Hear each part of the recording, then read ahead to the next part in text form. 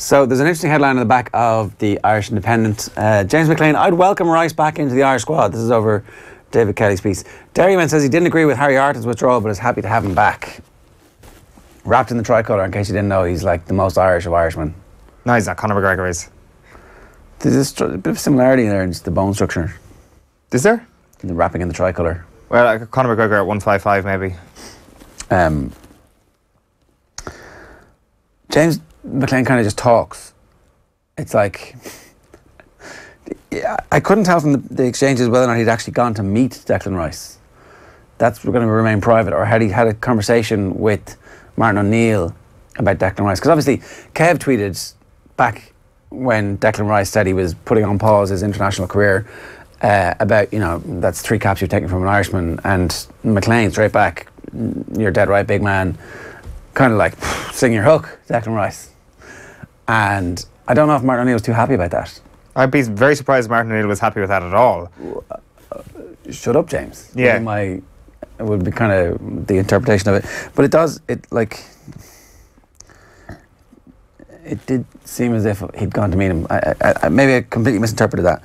But McClean's also like, yeah, Harry Arter should have just showed up. I wonder when James McClean went to meet Declan Rice, did James McClean show up wearing a tricolour draped around his back, and did Declan Rice show up with a Union Jack draped around his back? That would have been probably the moment when the meeting started and ended. Is he the type of guy you would send forward to try and claim a guy back for the Ireland team? No. Again, I don't mind Harry as a person, but I'll tell Harry myself, I thought he was wrong not to show up. You know, I've no problem in saying that. We know you've no problem in saying that. You've literally no problem in saying anything you think. Except, like, sometimes you just need to, especially if you're going to be, like, the leader of the team, be a little bit political. Like James McClean actually, like, holding his, like, getting in his lane and to a certain extent. I think it's fair enough him saying what he thinks, kind of spouting straight from the mind rather than thinking about it too much when he does these press events, no? I don't see anything particularly wrong with it. Well, but like, is Harry Arter delighted to read this in the papers? Probably not, but like, is Harry Arter actually reading the paper this morning? Yes. There's no player ratings in the paper this morning. I thought players only read player ratings. So one of his mates is helpfully screen grabbing it and WhatsApping it to him going, did you see what he said about you? Did you see what your man said about you? That's just James, isn't it? Is that not the attitude they'd have? Like, I mean, he's one of the most open players in the Irish camp. He kind of, as you say, he says what he wants. And yeah, and generally, I really think that he is to be commended for most of the stuff. But on this, it's just like, come on. It's like, yeah, delighted to have Harry Arter back. It's great. Don't know what happened there. Next question. United Ireland. There you go. Not actually looking at each other. Is Roy about to go in and have a tackle on the ball? No, that Roy is far away. Ireland squad put past aside as McClean holds out hope for Rice. Not so much hope as like, well, if he comes back, I don't mind. And then there's a Donald Lennon piece at the top. Munster away days have to be more productive in Europe. Tricky how start for Munster this weekend. Yeah, especially the fact that they're going to be down to third choice scrum half away to Exeter this weekend. Rory O'Connor was writing about the pre-season encounter between the two sides at Irish Independent Park, where Exeter came and sort of were like, this is on. We know we're playing you later on in a couple of months, but this may be just a pre-season game, but we're almost laying down a tiny little marker in pre-season. Like Exeter, we spoke about them last year as this sort of behemoth that were unstoppable, particularly at Sandy Park, and Leinster didn't have a chance. And then when Leinster went and won, it was kind of like a situation where maybe Exeter aren't that good. The truth of the matter was actually that Leinster were class, and we didn't realise it at that stage in the pool event of the Champions Cup last year. So I think it's kind of back to square one when it comes to the hoodoo at Sandy Park, and they've started the season well. The injury to Albie Mathewson has given Neil Cronin an opportunity to be part of the Heineken Cup squad, and that's pretty amazing. So Neil Cronin, obviously Sean Cronin's younger brother, had it looked like he wasn't going to make it as a professional rugby player, but he went away, spent a lot of time in the club game, and now has a full-time professional contract. It's only a year's deal, but it's like, you know, it's that sign that the late bloomers aren't being cut out of Irish rugby, and you really hope that he gets his opportunity and takes it. And that'd be an amazing story if he does. So the Irish Times, there's a couple of leads there. Don't fuck up. Coaches can have a big impact on young players. Mentality and performance is the headline on the Gordon Darcy piece today. But there's an interesting piece from Sean Moore. Las Vegas scenes provide uncomfortable reminder for GAA. This is something that we couldn't help but notice ourselves when you see Khabib vaulting over into the crowd and you see the Downpatrick players vaulting over into the crowd. It's like, it's kind of the same thing here. What's the difference? Like, what is the... morally, is there any difference? People were outraged at Khabib.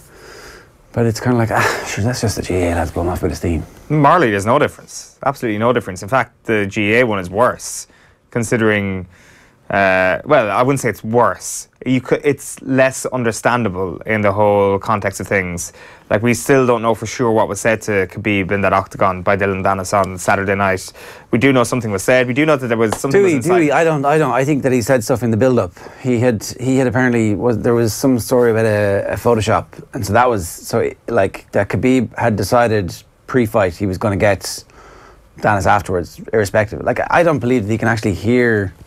Maybe not. Or isolate his voice. I mean, I'm sure you can hear stuff in any sports environment. You tune your ears to hear certain things, but like it would be remarkable if he had heard this guy who he already had a beef with and could identify him as the voice in the crowd. Either way, and I'm not condoning what Khabib did. It was sort of a revenge mission. Like, were the players in that Downpatrick game on Sunday, were they being baited with slights on their family and their religion that caused them to jump into the crowd? Maybe they were. Unlikely about religion. But it is kind of unlikely overall, and that sort of makes it a tad worse, to be honest with you. Okay, so the Times Ireland edition. O'Neill mocks Shearer over 8 games. In fairness, you've got to hand it to Martin O'Neill. He knows how to twist a knife. I had forgotten that Alan Shearer's final game as manager of Newcastle was a 1-0 defeat to Martin O'Neill's Aston Villa. Oh, was it? Yeah? I didn't know that. That's how he absolutely remembers. It's like, oh, see you on the couch, won't you? Let's go back there, yeah. It's like Alan Shearer has poked Martin O'Neill, and Martin O'Neill has responded with an uppercut. That's the most unnecessary put down of Alan Shearer right there. It's like it's probably the darkest period of Alan Shearer's professional career, and Martin O'Neill just kind of pulled out that ace from the deck for what was essentially a package of clips about a person he honestly felt, it was nothing personal against Cyrus Christie, he honestly felt was one of the factors in Arsenal having success against the team that he was analysing. Like, it's an overreaction from Martin O'Neill. Like, if he's in your corner, like, you love having him in your corner. Like, but then the question is Cyrus Christie this morning like, well, that's great, thanks for sticking up for me, Martin, or is it kind of like, stop, Dad? Nah. That's the not my son clown on the internet. Yeah. Look, I don't know. You've got to wonder why he's doing it. Why is Martin O'Neill taking on Alan Shearer? Because he loves Cyrus Christie. What is the distraction tactic? It's like there are fewer pieces about how Martin O'Neill's fighting for his job. There are still some in the papers than there would have been when all of a sudden everybody had to go, ooh, we got our back page lead here, boys. Yeah, so you're saying that the look over here, my job isn't in danger sort of thing? I think that that's today's narrative. Is he... Shearer will hopefully tweet back later on today, and this thing rolls and rolls, and the whole week is like Shearer versus... And then the game happens, and we're like, oh, hang on a second. We weren't ready for this game at all. Is this the week to save Martin O'Neill's Ireland job? Like, is it these 2 games? No, like, are you going to sack...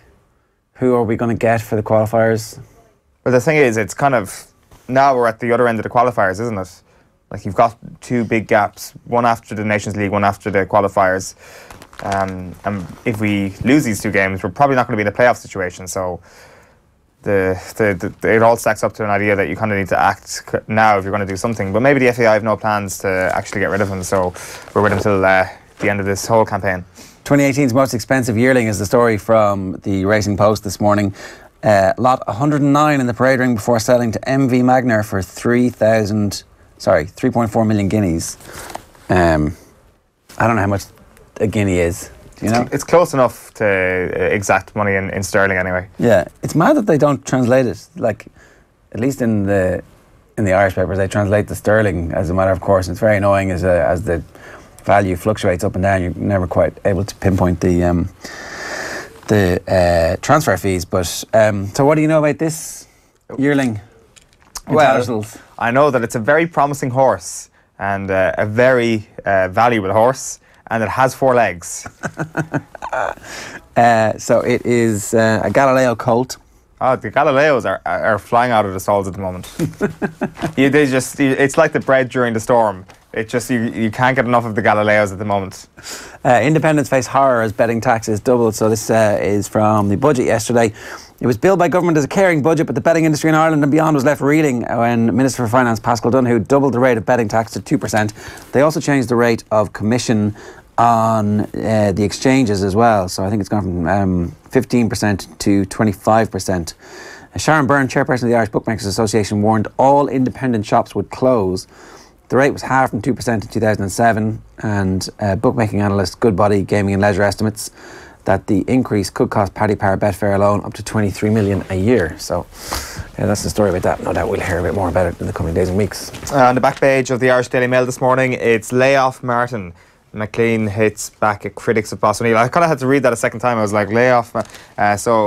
Martin O'Neill is saying to lay off Cyrus Christie, and James McClean is saying to lay off Martin O'Neill. So everybody's telling everybody to lay the hell off for the time being. Launchbury then says Wasps are gunning for Leinster as Hugh Farley begins the Irish Daily Mail's build up to Leinster against Wasps. Back page of the Herald then this morning is Arthur made a wrong call. McClean knocks teammates opt out, claiming only gun to my head would stop him playing for Ireland. There's a couple of interesting things in the Herald as well this morning. There is a special investigation going on at the moment about the state of Irish football. Richard Dunn writing today saying that when I broke into the first team at Everton, I was on £200 per week.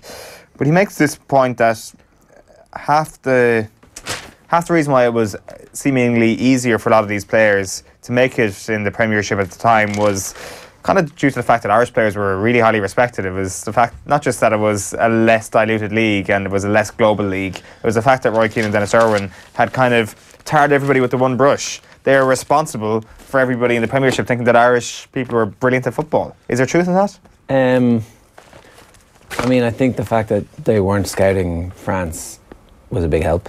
Like that Arsene Wenger came over and bought like 5 players from France and was like, ooh, I can get these players really cheap and they're at least as good, if not way better than the rest of the players that I'm getting. That's one thing. And then the second thing is that like it is a copycat league, so the fact that Seamus Coleman was really good from Sligo Rovers meant that people went shopping in Ireland for a period of time afterwards. So probably not too stereotypical then. Back page of the Irish Daily Star is trigger happy. Only a gun would keep McClean away. Terry's in line for the Villa job. Ger, are you happy with that? No.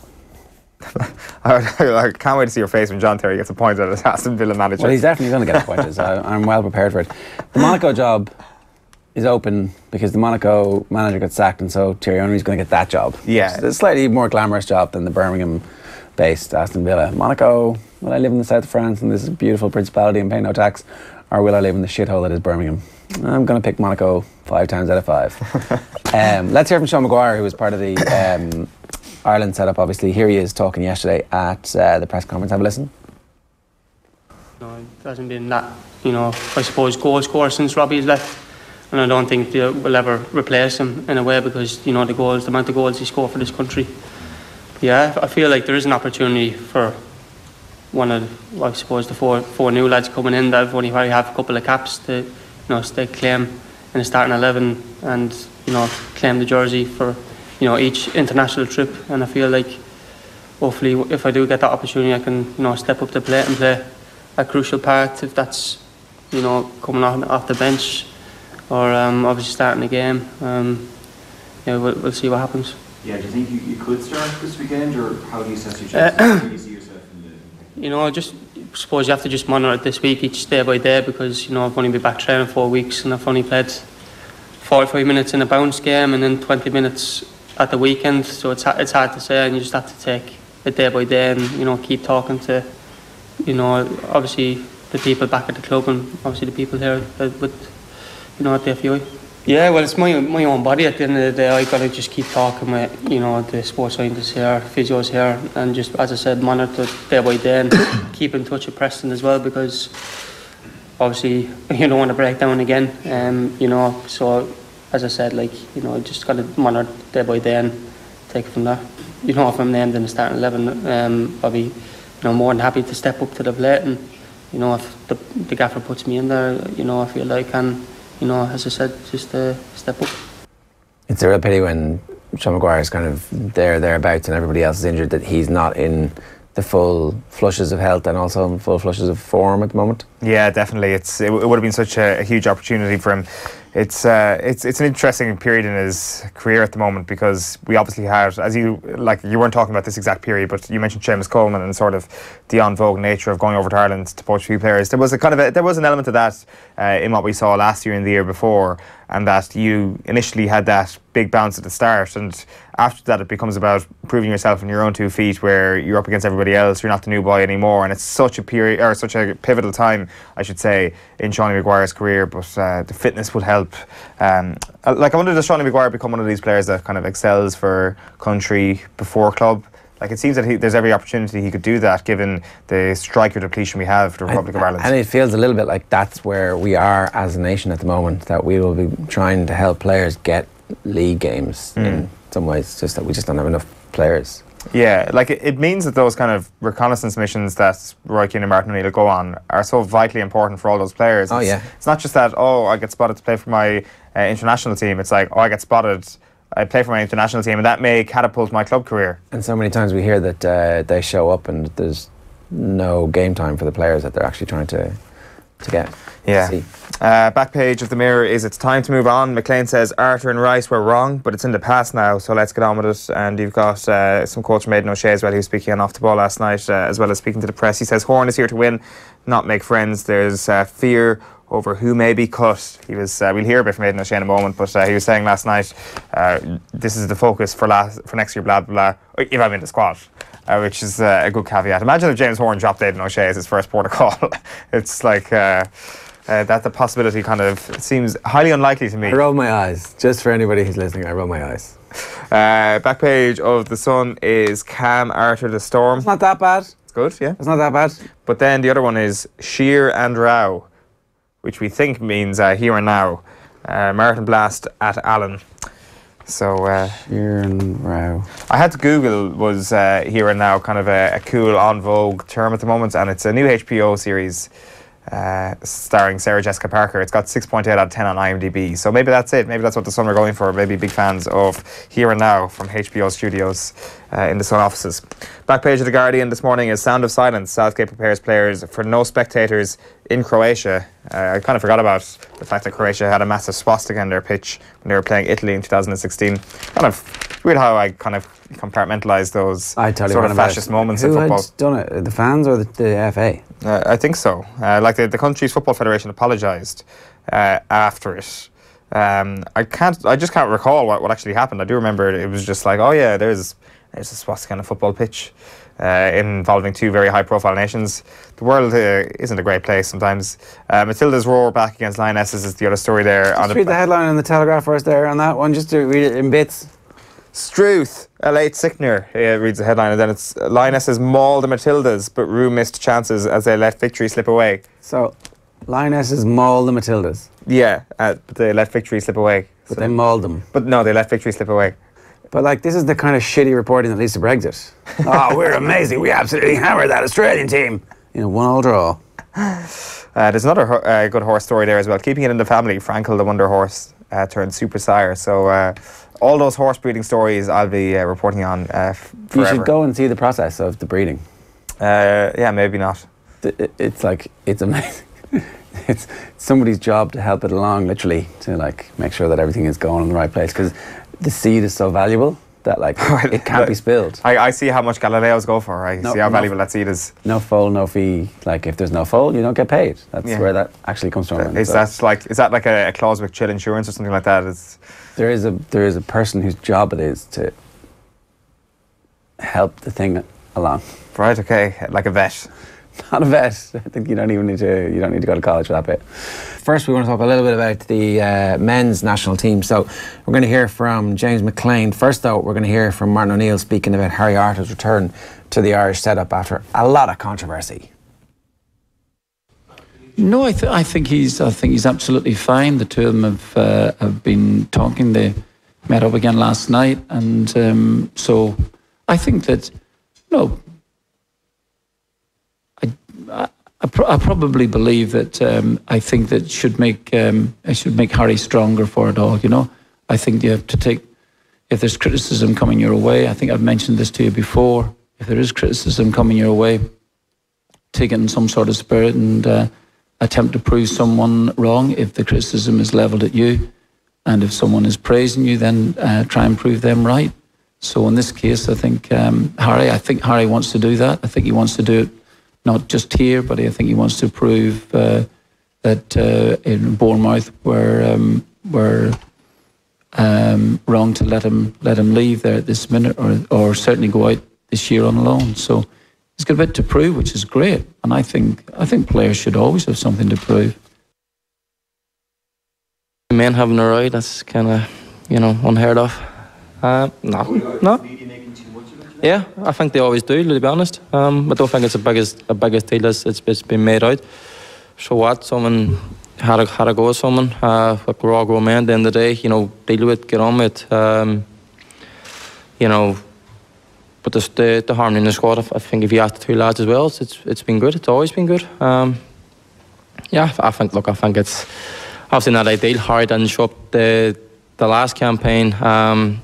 I tell Harry myself, I don't agree with that. You'd have to put a gun to my head for me not to show up and play for Ireland. But again, everybody's different. But he's here now, and like I touched on earlier, he's here now. He's a teammate. He's here to play for Ireland, and he's got my back 100% on that.